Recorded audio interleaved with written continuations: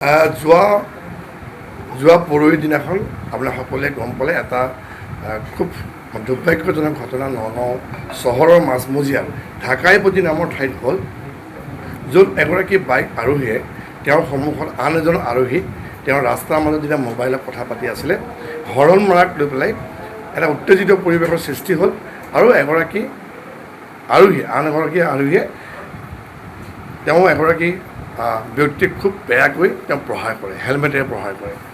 আৰু সেইটো কথা লৈ পেলাই সকলোৱে এই কথাৰ যেতিয়া গৰিহণা দিছে, লগে লগে আমিও গম পোৱাৰ লগে লগে আমি আৰক্ষী অধীক্ষকক এই বিষয়ে যেতিয়া সোধা পোছা কৰিলোঁ আৰু কথাটো অনুসন্ধান কৰি তাৰ এটা খুব ক্ষীপ্ৰ একশ্যন ল'বৰ কাৰণে আমি তেতিয়া পুলিচ প্ৰশাসনক কৈছিলোঁ। আপোনালোকে শুনি ভাল পাইছে চাগে নিশ্চয়, কাৰণ লগে লগে পুলিচ প্ৰশাসনে এই ব্যক্তিজনক কৰায়ত্ব কৰিছে, ইতিমধ্যে জিলা হাজতলৈ প্ৰেৰণো কৰিছে। এতিয়া কথাটো হ'ল যে যোনেই নহওক, যিকোনো ব্যক্তিয়ে হওক, আইন কোনো হাতত তুলি ল'ব নালাগে। তাৰ কাৰণে পুলিচ প্ৰশাসন আছে, কিবা যদি আছে তাৰ কাৰণে অভিযোগ দিয়াৰ ব্যৱস্থা আছে, FIR দিয়াৰ ব্যৱস্থা আছে। কিন্তু নিজে আইন হাতত তুলি লৈ ইমান বেয়াকৈ যেতিয়া প্ৰহাৰ কৰিছে, এই কথাটো আমি ছ'চিয়েল মিডিয়াৰ যোগেদি আমি দেখাব পাইছোঁ, বিভিন্ন আপোনালোকৰ মাধ্যমৰ যোগেদি দেখাব পাইছোঁ।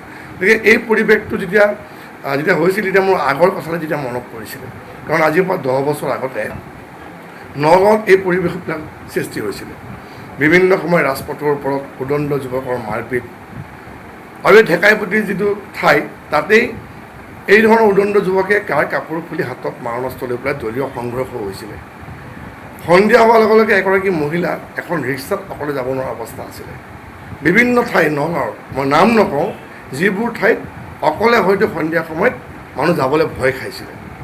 আৰু এই পৰিৱেশবোৰ যেতিয়া হয়, সেই সময়ত পুলিচক কোনো অভিযোগ দিবও নোৱাৰে, কাৰণ অভিযোগ যেতিয়া দিব, পুলিচেতো কৰায়ত্ব কৰা দুয়ো কথাই, ৰাজনৈতিক হেঁচাত এই ক্ষেত্ৰত কেতিয়াও পদক্ষেপ নলৈছিলে বা কাৰোবাক ধৰিলেও লগে লগে তেওঁক এৰি দিবলগীয়া হৈছিলে।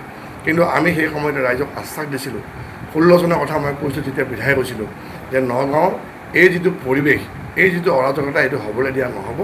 নগাঁওবাসী ৰাইজ শান্তিপ্ৰিয় ৰাইজ, আমি এই ধৰণৰ গুণ্ডাগিৰিয়ে হওক বা এই পৰিস্থিতি আমি নগাঁৱত হ'বলৈ নিদিওঁ।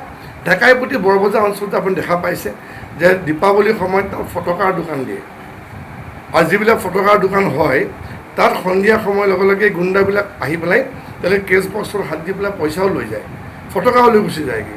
গতিকে ভয়ত তেওঁলোকে দোকানদাৰী কৰিছিলে। কিন্তু যোৱা 10 বছৰত এই ধৰণৰ পৰিৱেশ আমি হ'বলৈ দিয়া নাই। অন্ততঃ সকলোবিলাক দোকানীয়ে কৈছে যে আমি অন্ততঃ শান্তিৰে দোকান দি সন্ধিয়া হ'লে আমি অন্ততঃ সুৰক্ষিতভাৱে আমি ঘৰলৈ যাব পাৰিছোঁ, ব্যৱসায় কৰিব পাৰিছোঁ। কাৰণ এই পৰিস্থিতিটো আমি বহুত কষ্ট কৰিবলৈ নগাঁৱত আজি এই পৰিস্থিতি ভাল দিনকেইটালৈ আহিছে।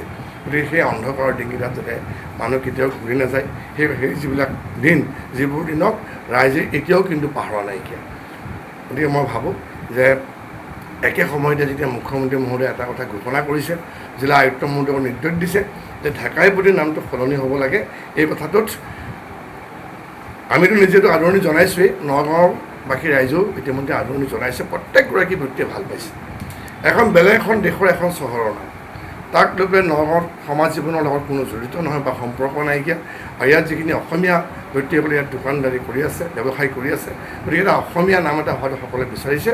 গতিকে যিমান দূৰ সম্ভৱ আজি সন্ধিয়া ভাগলৈকে নিশ্চয় আমি এটা ভাল নাম, যিটো নাম সকলোৱে গ্ৰহণযোগ্য, অসমৰ যিটো অসমীয়া নাম বা নগাঁও ঐতিহ্যৰ লগত জড়িত থকা নাম, যিটো আমি ৰিলিজিয়াছ নামটো আমি কৰিব বিচৰা নাই, নগাঁও ঐতিহ্যৰ লগত জড়িত থকা নাম দিবৰ কাৰণে আমি চেষ্টা অব্যাহত ৰাখিছোঁ।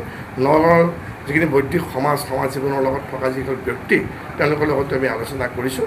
নিশ্চয়কৈ এটা সকলোৱে গ্ৰহণযোগ্য নাম আমাৰ জিলা আয়ুক্ত মহোদয়ে ঘোষণা কৰিব।